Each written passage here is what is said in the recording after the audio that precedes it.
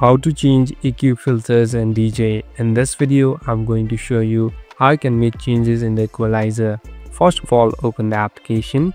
Now, first you must add two different music in order to have or make DJ. Now, on the top, you can see this filter like icon. Simply tap on this filter like icon. So this is a place where you can automatically change different things. So here, you'll be able to find different filter option, and here you'll be able to find different volume option too.